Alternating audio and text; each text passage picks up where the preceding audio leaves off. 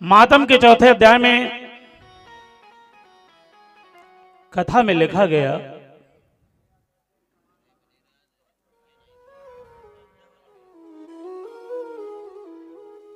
बड़ा ही पावन शब्द आया। व्यास जी ने लिखा, ना तो किसी शहर का नाम आया, ना किसी गांव का नाम आया, ना किसी कस्बे का नाम आया, एक नदी का नाम आया है। लिखा गया है भागवत में, तुंगभद्रा तटे पूर्वभूतम तन्मुतम यत् वर्णा सधर्मेणो सत्य सत्य कर्म तत्पर आत्मदेवा पुरे तस्मिन् सर्ववेद विशारद। तुंगभद्रा तटे पूर्वभूतम तन्मुतम। तुंगभद्रा नदी के तट पर एक अनुपम नगर बसा हुआ है। वहां सभी वर्णों के लोग रहते हैं, अपने अपने धर्मों का आचरण करते हुए सत्य और सत्कर्मों में निपुण रहते हैं। उसी नगर में समस्त वेदों का विशेषज्ञ शौत स्मर्थ कर्मों में निपुण एक ब्राह्मण देवता रहते हैं, जिनका नाम था आत्मदेव।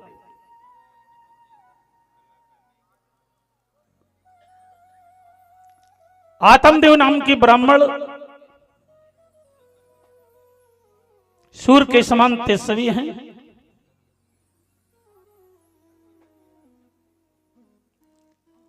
बहुत ही अच्छे ब्राह्मण हैं पंडित जी आत्मदेव। लेकिन इनकी पत्नी का नाम था धुंधली। धुंधली कुलीन है,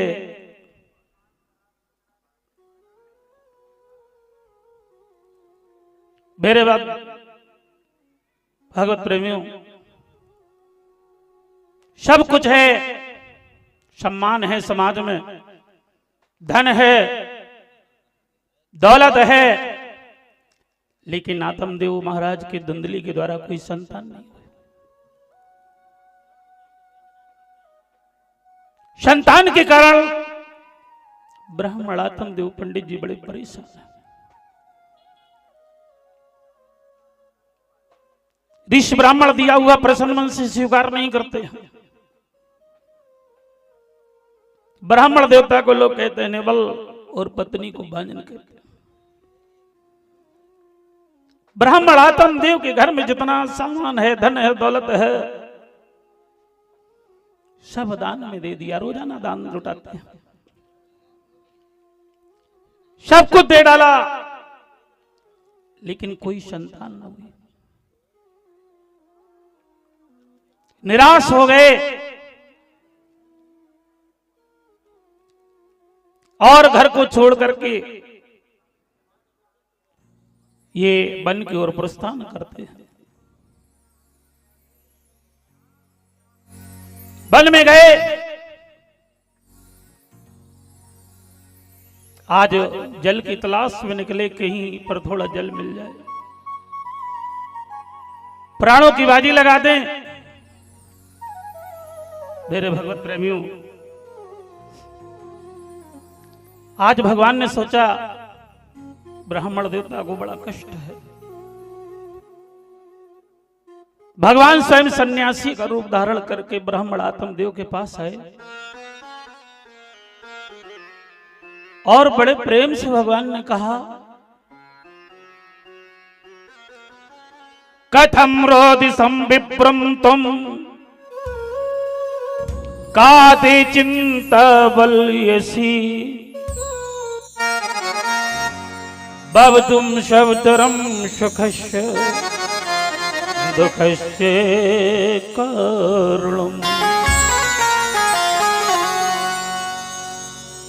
सन्यासी ने पूछा, ब्राह्मण देवता क्यों रोते हो? कथम रोदिसम विप्रम तुम कहती चिंता बल, ऐसी तुम्हें कौन सी चिंता है, कौन सा दुख है, तुम चिंता और अपने दुख का कारण बताओ। ब्राह्मणात्मदेव ने रोकर कहा, प्रभु किम ब्रवीम ऋषे दुखम पूर्व पापेन संचितम। ब्राह्मणात्मदेव ने कहा, महाराज मैं अपने पूर्व जन्म से पापों से संचित दुख का क्या वर्णन करूं। मेरे पितर मेरे द्वारा दी हुई जलांजलि को चिंता जनित सांसों से कुछ गर्म करके पीते हैं। ऋषि और ब्राह्मण मेरा दिया हुआ प्रसन्न स्वीकार नहीं करते, क्योंकि मेरे कोई संतान नहीं। आज आत्मदेव की बात सुनी महाराज सन्यासी ने, बोले ब्राह्मण देवता क्या कह रहे हो, मेरे कोई संतान नहीं है? बोले हाँ। बोले मेरे कोई संतान नहीं है, संतान के बिना सूना सूना ही दिखाई देता है।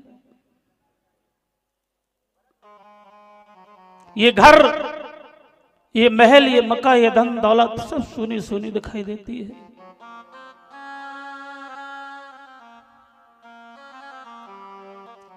बताया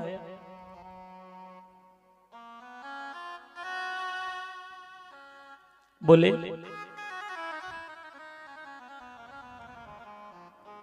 कि जीवन की श्वास झुक रही है और मौत सामने झूली है, और जीवन की डाली सूख चली पर जीवन आस न भूलिए। महाराज में सा कौन ये तन जिसका कर चुका विधान नहीं। सब दान किए सब पुण्य किए, सब दान किए सब पुण्य किए, पर वही एक संतान नहीं। ब्राह्मणात्मदेव ने कहा, प्रभु समय की गति है, बहने एक वृक्ष लगाया, उस वृक्ष में कोई फल नहीं लगा। मैंने घर में गाय पाली, उस गाय ने किसी बछड़े को जन्म नहीं दिया, और मेरे घर में मेरी पत्नी धुंधली है, आज दिन तक वो बांझ है, कोई संतान नहीं। मैंने सुना है कि जो अपने जीवन में पुत्र रतन नहीं पाते हैं वो स्वयं नरक में जाते हैं और अपने बुजुर्गों को पुरखों को भी ले जाते हैं। महाराज समझाने लगे ब्राह्मण देवता को, ऐसी कोई बात नहीं है, मेरे ही भी एक पुत्र है, उसके भरण पोषण में हम भगवान का ध्यान नहीं करने पाते हैं, हर भजन नहीं करने पाते हैं। अगर देव बस कोई कुबूत पैदा हुआ तो उल्टा पीछे पड़ता है, यह लोक बने या बिगड़ जाए, लेकिन वो लोग पहले बिगड़ जाता है। ब्राह्मण आत्मदेव ने कहा, महाराज हे गुरुदेव संतान का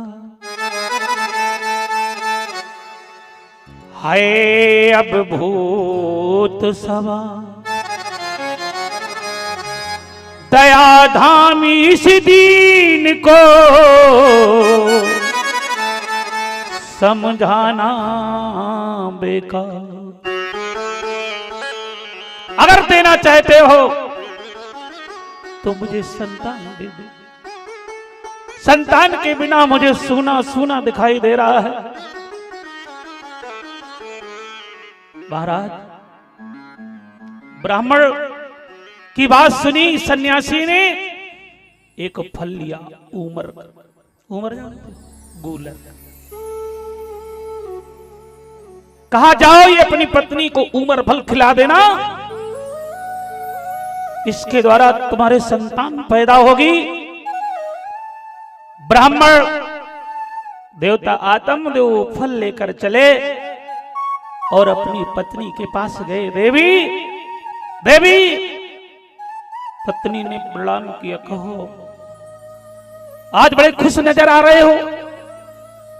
बोले देवी, आज मुझे इस महात्मा ने फल दिया है और उस महात्मा ने कहा इस फल को खा लो, जा करके अपनी देवी को दे दो, वो खा ले, सुंदर संतान पैदा होगी, सुंदर बालक पैदा होगा, इसलिए मुझे खुशी है। तुम फल को खा लो, तुम्हारे सुंदर बालक पैदा होगा। लेकिन भगवत प्रेमियों, लिखा है भागवत में, तरुणी कुटला तस्य सक्य गृहे चारुदोह अहो चिंता ममोत्पन्न फलम चाहम न भक्षे।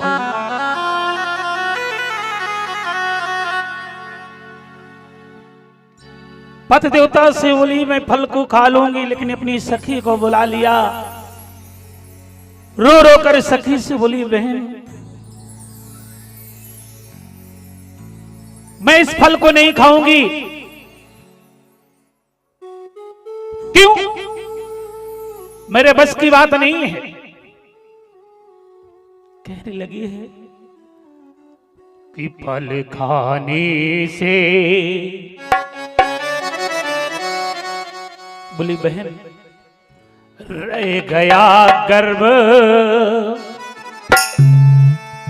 तो केली गर्भ गिर जाएगा फल।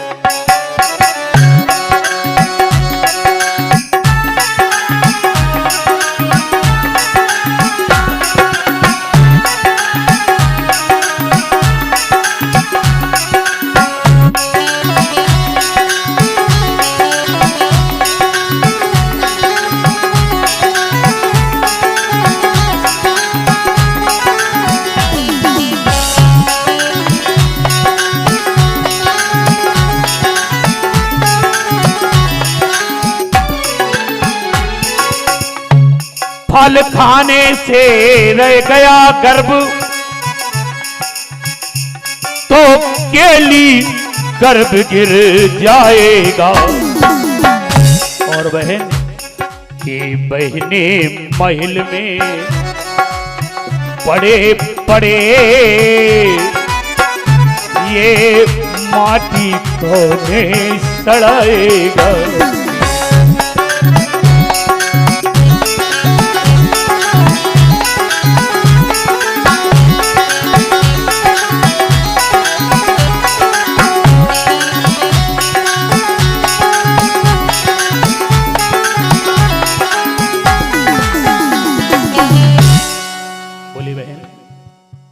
अगर मैंने फल खा लिया मैं गर्भवती हो गई, शरीर की शक्ति छीड़ हो जाएगी, घर का काम कैसे चलेगा? मेरे बस की बात नहीं है। सखी आई और कहने लगी, बहन चिंता न करो, मैं तुम्हारे कष्ट को समझ रही हूं। धन का लालच मिल गया। सखी समझाने लगी, सखी विचार करने लगी कि हमारे तो कई लड़के हैं, ये हमें धन दे देगी और मैं इसे अपना बेटा दे दूंगी। बोली तुम्हारे फल को आए हुए जितना टाइम हुआ है उतना ही मेरे अंदर गर्व है। मैं गर्भवती हूं और मेरे द्वारा जो संतान होगी मैं आपको दे जाऊंगी। आप अपने पति देवता को समझा देना। बोली बहन ये तो तुमने ठीक कहा, तुम्हारे बालक पैदा होगा, तुम रात रात में मुझे दे जाओगी, लेकिन सब तो ठीक है, लेकिन बालक तो मेरे यहां भूखन मर जाएगा। जब मेरे कोई संतान नहीं होगी मैं कहां से दूध पिलाऊंगी। सखी चालाक थी, कहने लगी बहन मैं तुम्हें लड़का भी दे जाऊंगी, बालक भी दे जाऊंगी, और तुम किसी बाना को लेकर के मुझे बुलवा लेना, मैं तुम्हारा काम भी करूंगी, दूध भी पिलाऊंगी। बोले ठीक है। बोले तो इस फल का फल भी कैसे मिले हमें, क्योंकि फल का फल भी लेना है, और बहन इसके लिए कोई उपाय सोचो। देखो सखी कहती है चिंता न करो, लेकिन धुंधली बोली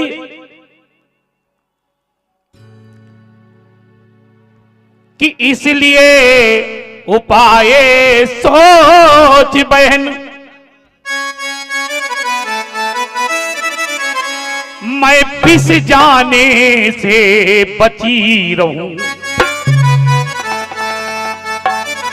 मेरे सिर्फ शब्दों पर गौर करना, कथा समझ में आए तो कथा कहना बेकार। बोली कि इसलिए उपाय सोच बहन, मैं पिस जाने से बची रहूं। ओ फल का भी फल, फल का भी फल मुझे मिल जाए, मैं फल खाने से बची रहूं।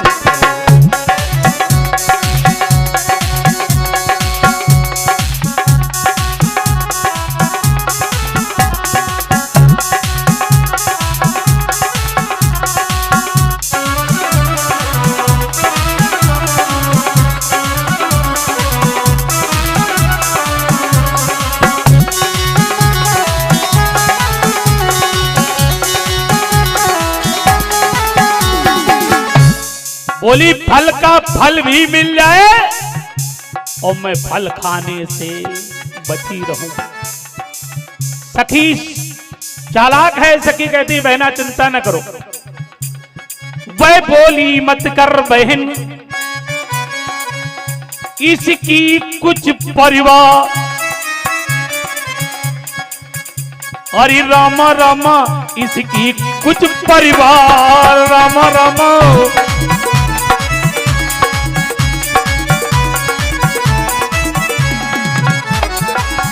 वह बोली मत कर बहन इसकी कुछ परवाह, और खोल रखी है देव ने पहले ही से राह।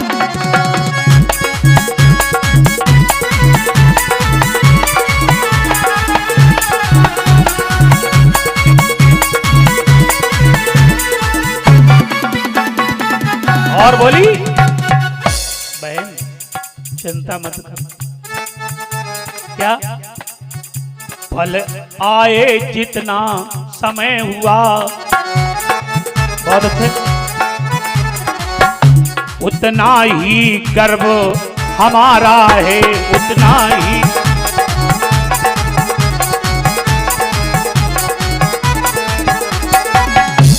अपने पति को बातों में बहने बहकाना काम तुम्हारा है।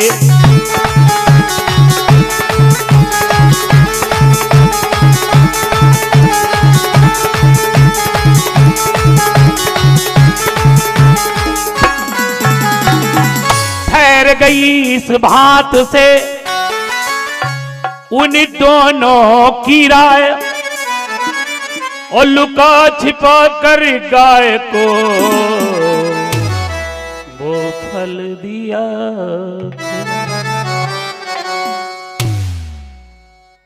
जो फल था, धुंधली ने कहा फल का फल मिल जाए, मैं फल खाने से बची रहूं। सखी चालाक थी, बोली फल का फल तो मिलेगा जब इस फल को गाय को खिलाया जाएगा। घर में गैया थी बान, वह फल लेकर के गाय को खिला दिया और बोले इधर जितना फल को आए हुए टाइम हुआ है उतना ही मेरे अंदर गर्भ है, मेरे से आपको बालक मिल जाएगा और गैया के द्वारा आपके फल का फल मिल जाएगा।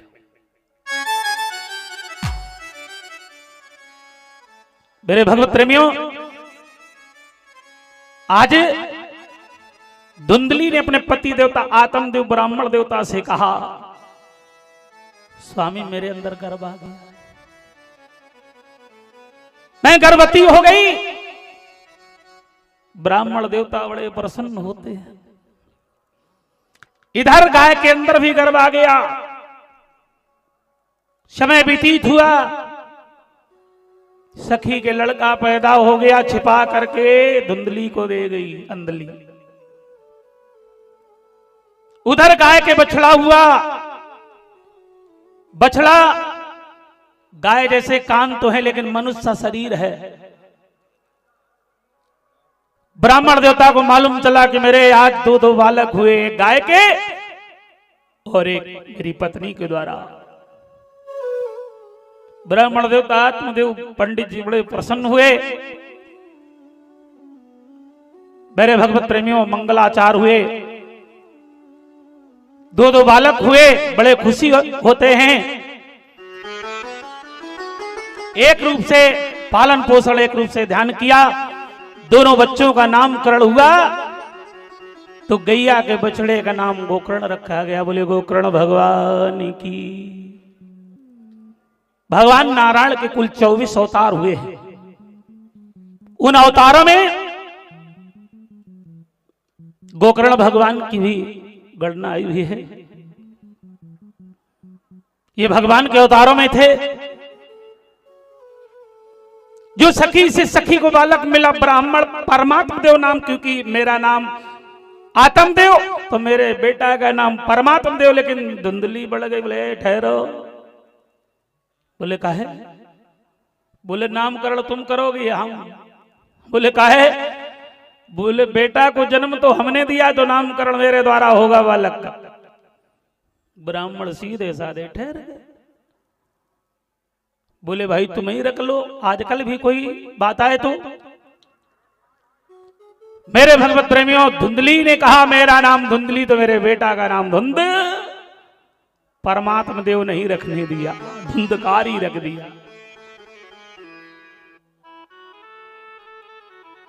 धीरे धीरे कर बालक सियाने होते हैं, सने सने जिस समय बढ़े। दोनों की चाल अलग अलग हो गई।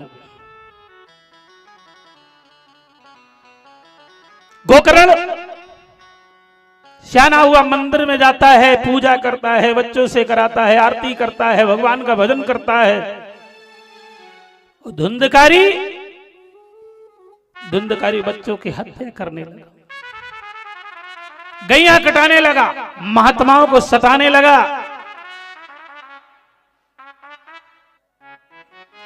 गोकड़ो पंडित ज्ञानी धुंधकारी माखल। एक भगवान का भजन कर रहा है और एक उधर बच्चों की हत्या कर रहा है, गाय को सता रहा है, महात्माओं को सता रहा है। ब्राह्मण आत्मदेव ने जब इस दृश्य को देखा कि बेटा दो हैं लेकिन काम अलग अलग हो रहा है, ये कैसा बालक है मेरा। अपने बेटा की करतूत को देख करके ब्राह्मण एक दिन बैठ गए, विचार किया चलो गोकर्ण मंदिर में पूजा कर रहा, उसके पास चलता हूं। गोकर्ण के पास गए। गोकर्ण ने देखा, पिताजी को प्रणाम किया, आओ पिताजी आओ, क्या बात है? आत्मदेव बोले बेटा मुझे मालूम नहीं था, मैं तो यह जानता था कि संतानें सुखदायन होती हैं, सुख देती हैं, संतानों से सुख मिलता है, लेकिन ये मुझे मालूम नहीं था कि संतानों से दुख भी। क्या? बोले बेटा सुनो कि तेरी करनी करतूतों से ओ जितनी छाती सिर आती है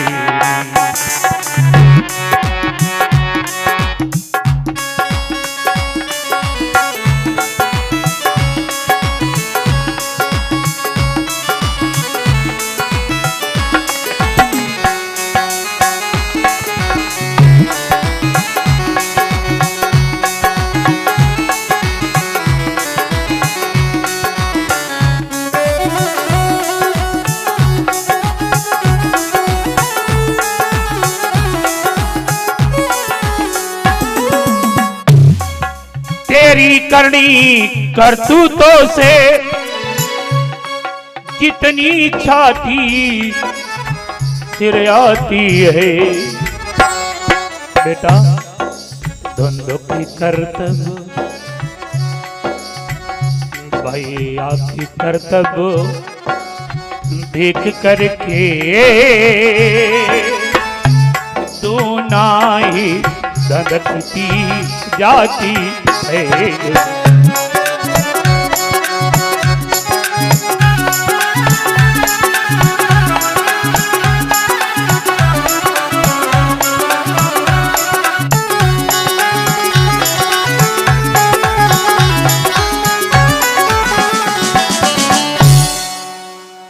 मैंने सोचा था संतानों से सुख मिलता है,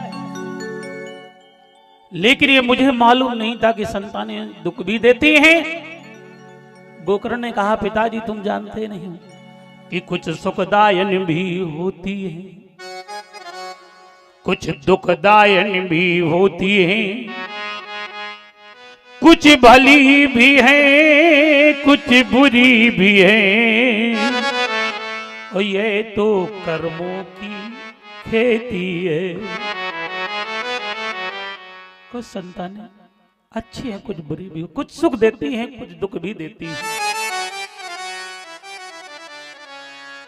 लेकिन पिताजी अगर तुम अपने जीवन में सुख चाहते हो, बोले बेटा हमें सुख की जरूरत नहीं है, मुझे सिर्फ शांति की जरूरत है, क्योंकि मुझे शांत नहीं मिल रही है, और जब तक शांत नहीं मिलेगी तब तक आनंद नहीं है। बोले पिताजी ये शरीर हड्डी रुद्र मांस का पिंड है, इस शरीर को अपना मानना छोड़ दे, इस शरीर से मोह न करें, क्योंकि ये शरीर नाशवान है। आत्मा अमर है और शरीर नाशवान है। आत्मा ना तो काटने से कटती है, न मारने से मरती है, न सड़ती है न गलती है। मरता है शरीर, मरता है, अपमान होता है शरीर का और सम्मान होता है शरीर का। संसार में कोई नहीं मरा, मरा तो सिर्फ शरीर। आत्मा जैसे पुराना कपड़ा मानो छोड़ के नया कपड़ा पहन लेता है, धारण कर लेता है, उसी तरह से आत्मा पुराने शरीर को छोड़ करके नए शरीर में प्रवेश कर जाती है। तू आत्मा अमर है, ये शरीर नाशवान है, इसे अपना मानना छोड़ दो। क्षण भंगुर जीवन की कल का, कल प्रात को जाने खिली न खिली, मलयागर की सुशीतल मंद, सुगंध समीरे चली न चली। कलिका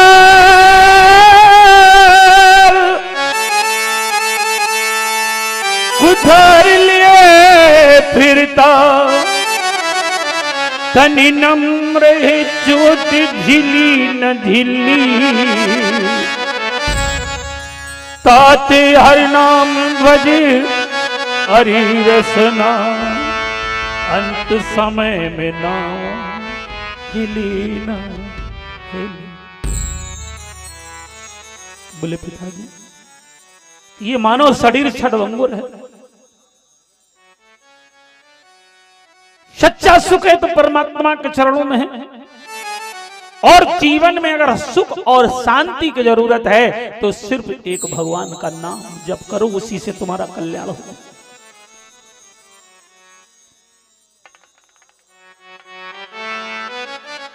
नाम जप करो, उसी से कल्याण हो जाएगा। न मेरे से कल्याण होगा, न भैया से कल्याण होगा। क्यों? बताया गोकर्ण ने कि जीवन में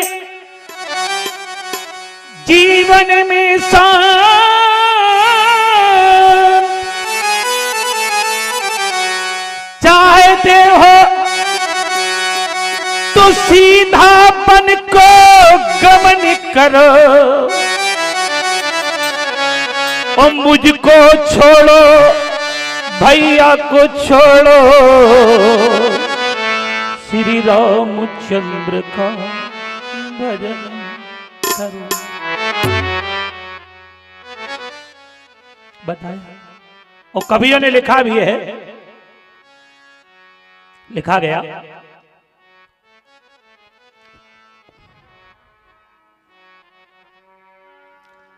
कि मिलता है सच्चा सुख केवल भगवान तुम्हारे चरणों।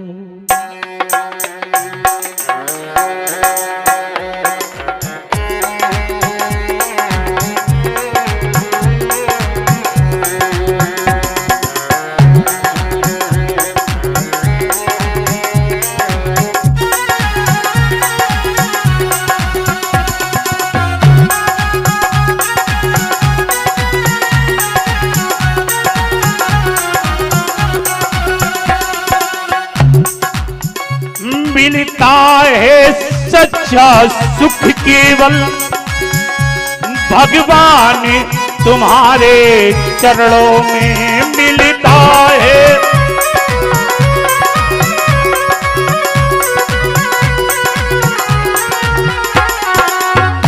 है विनती पल पल बार बार, हे गोविंद हे दीनानाथ दीनबंधु, आए विनती पल पल बार बार, रहे ध्यान आपके चरणों में।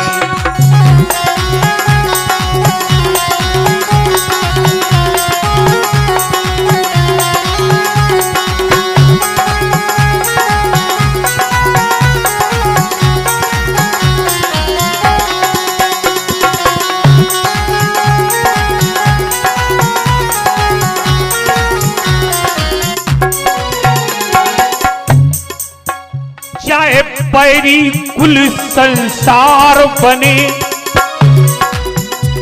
चाहे मौत गले का हार बने, चाहे पैरी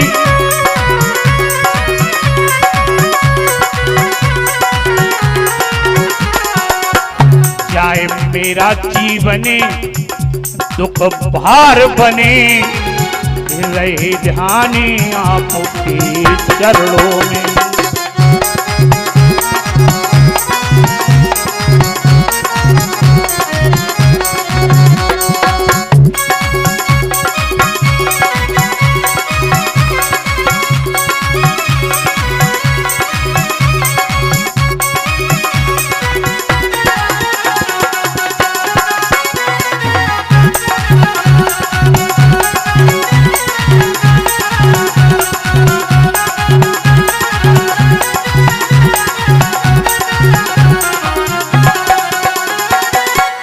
चाहे संकट ने मुझे घेरा हो, चाहे चारों ओर अंधेरा हो, चाहे संकट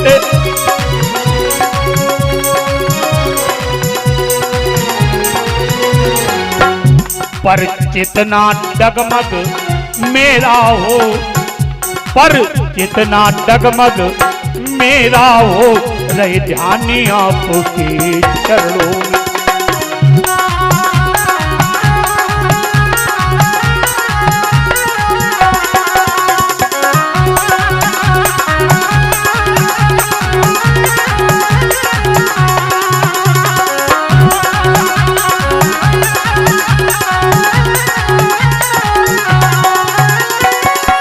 चाहे कांटों पर भी चलना हो, चाहे अग्नि में बैठ के जलना हो,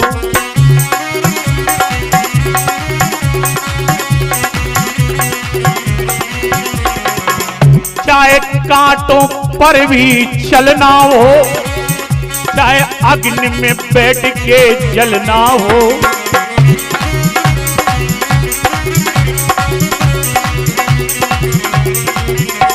और चाहे छोड़ के देश निकलना हो, चाहे छोड़ के देश निकलना हो, रहे ध्यान आपके चरणों में। श्री राधे।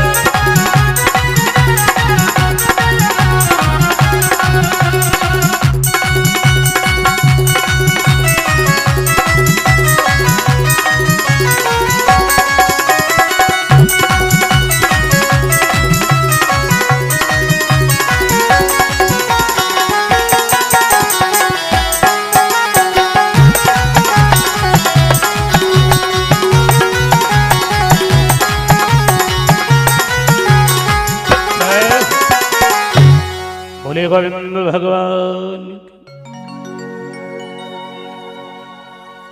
आज गोकर्ण ने पिता आत्मदेव को समझाया, भगवान का नाम जप करो, भगवान का भजन करो, कल्याण हो जाएगा। संतानों से सुख मिलने वाला नहीं, ये तो संतानों का क्रम है, ये कर्मों की खेती है। बताया कि जैसा बोगे वैसा ही मिलेगा।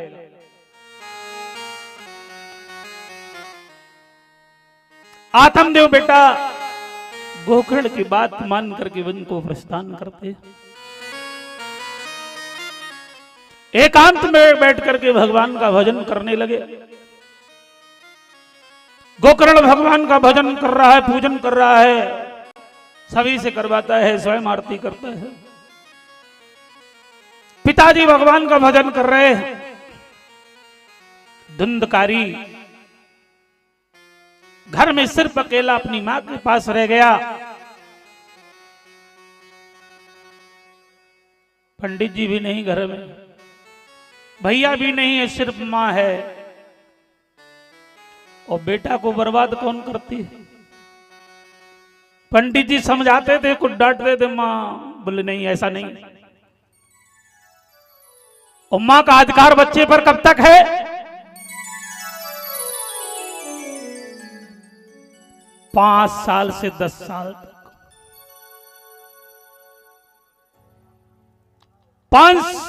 5 वर्ष से लेकर 10 वर्ष तक मां का अधिकार है। चाहे तो बलवान बना सकती है, चाहे तो विद्वान बना सकती है, चाहे जिस ओर ढाल सकती है, क्योंकि मां का अधिकार 5 से 10 साल तक है। इसमें अगर ज्यादा लाड़ दुलार किया तो बर्बाद हो जाएगी। 5 से 10 साल तक मां का अधिकार और 10 से 16 वर्ष तक पिता का अधिकार होता है। 16 वर्ष के बाद पिता का भी अधिकार, पिता चाहे तो बलवान, चाहे तो विद्वान, चाहे किस ओर ढाले ढाल सकता है और नहीं रोक पाए। बच्चा जवान हो गया तो फिर किसी के बस की बात। 16 वर्ष के बाद बालक मनमानी करता है। धुंधकारी आया और धुंधकारी ने अपनी मां को इशारा दिया, मां हमें पैसे की जरूरत है। पहले मांग देता था, मिल जाता था। पिता भी घर में नहीं, भैया भी घर में नहीं। मां ने कहा बेटा मेरे पास तो कुछ भी नहीं है। धुंधकारी ने बताया, प्रमाण मिलता है कि अपनी मां को बहुत मारा पीटा। मां ने कहा बेटा आज तो नहीं, कल तुम्हें सारा धन दे दूंगी, आज मुझे छोड़ दो। मैया को छोड़कर चला गया। मां रात के समय कुएं में गिर करके अपने प्राणों की बाजी लगा देती है। मां का प्राणांत हो गया। पिताजी वन चले गए, भैया भगवान का भजन कर रहा है। अब धुंधकारी वैश्याओं के घर जाने लगा, चोरी करने लगा, क्योंकि मनमानी करता था। चोरी और डकैती डालने लगा, बड़े बड़े काम करने लगा। पैसा लाता है लूट लूट करके, वैश्याओं के घर में आता है, वैश्याओं को धन देता है, वैश्याएं प्रसन्न रहती है। लेकिन कथा अध्यात्म है। 5 विषय हैं, 5 शब्द रूप, स्पर्श, गंध और ध्वनि, ये 5 विषय है। और ये मानव पर 5 मिनट एक विषय छापामारी करता है। अगर उसमें फंस गए तो मिट गए और बच गए तो कल्याण।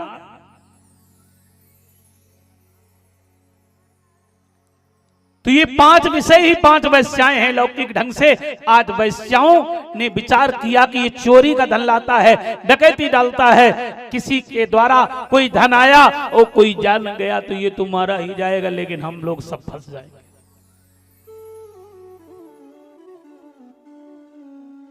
धुंधकारी को एक दिन धन लाया, वैश्याओं ने मद मिलाकर मदहोश कर दिया, गड्ढे में डाल दिया और अग्नि का अंगार लेकर के मुख में लगा दिया। धुंधकारी का भी प्राणांत हो जाता है।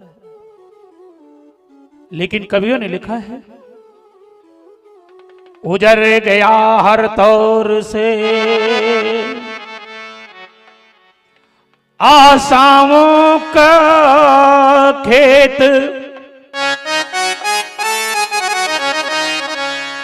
धुंधकारी मर कर बना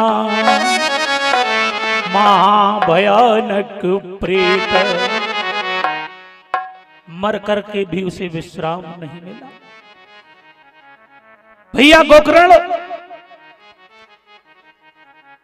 गए थे तीर्थ यात्रा में, उनको मालूम चल गया कि मां भी मर गई, पिता भी चले गए, भैया भी मरा, लेकिन भूत बन गया।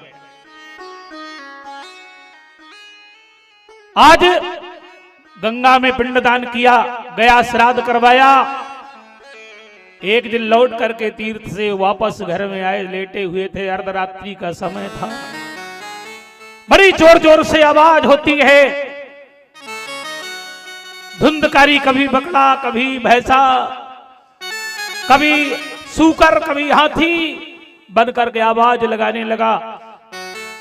गोकर्ण ने कहा, भैया मुझे परेशान क्यों कर रहे हो, कौन हो तुम? गोकर्ण पूछता है लेकिन आवाज नहीं आती है। नाना प्रकार के दृश्य दिखाई दे रहे हैं। आज गोकर्ण ने मंत्रों का प्रयोग किया और पूछा, तुम हो कौन, बताओ। कि कुछ मंत्रों का प्रयोग करके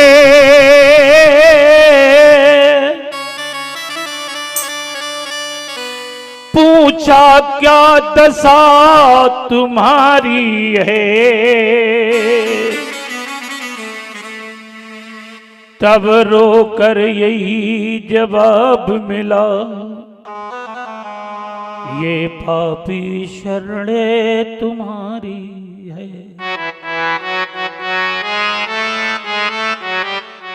बोले, भैया मैं तुम्हारा भाई हूं धुंधकारी। भैया मैंने तो पहले ही सुना था, मैंने गया श्राद्ध किया, गंगा में पिंडदान किया, लेकिन तेरा उद्धार नहीं हुआ। बोले, भैया ना, मेरा उद्धार नहीं हो सकता है, क्योंकि मैं अन्यायी हूं, घोर पातकी हूं। कोई दूसरा साधन जुटाओ, इस भाई का उद्धार करो।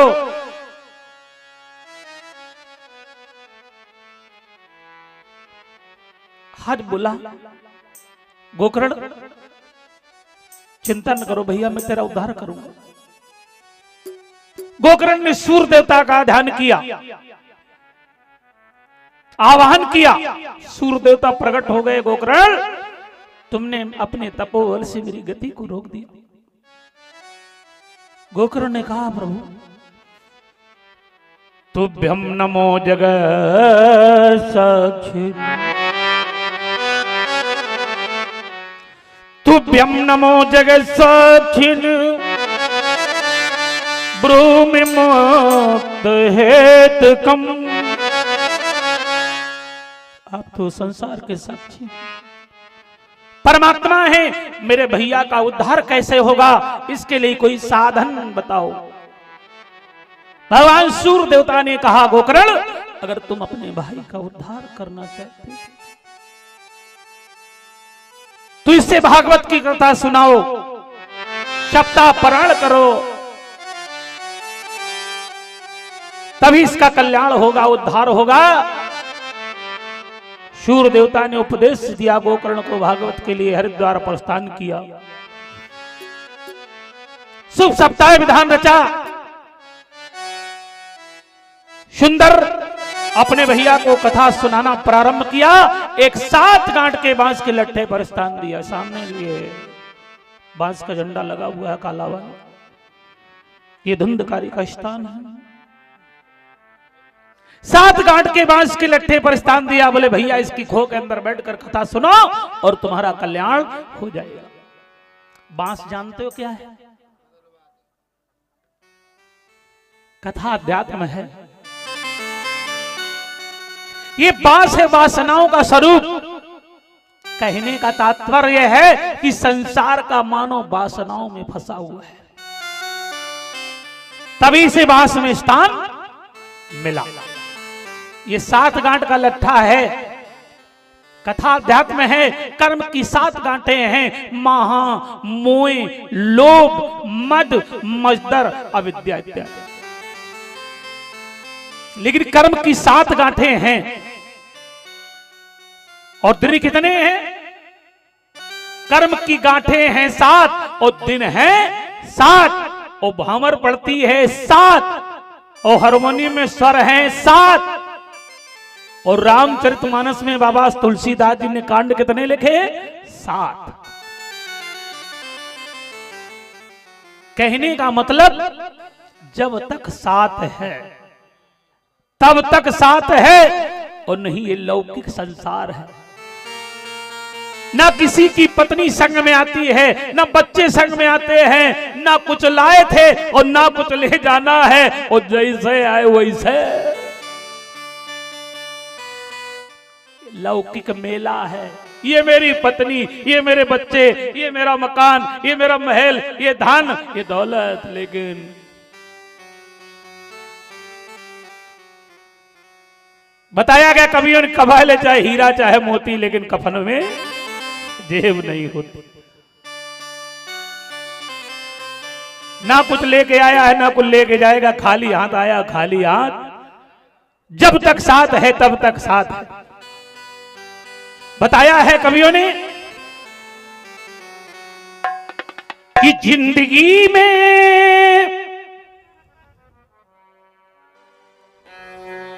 कवियों ने लिखा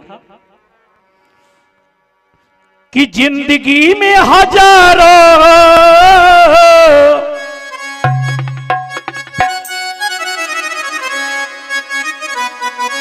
जीव अकेले आया अकेले ही जाता है। ना किसी की पत्नी साथ जाती है, ना बच्चे, ना घरवार, ना परिवार, ना ये दौलत। देखिए कि जिंदगी में हजारों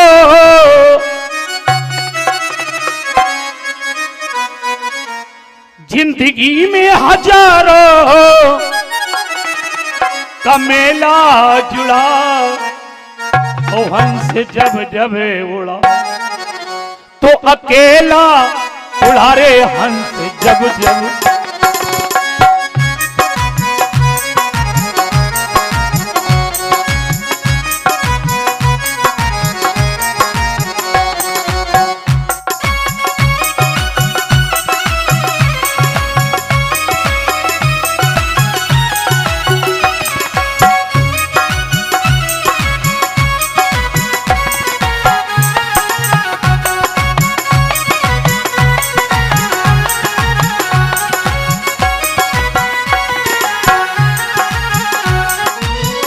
जिंदगी में हजारों का मेला जुड़ा और हंस जब जब उड़ा तो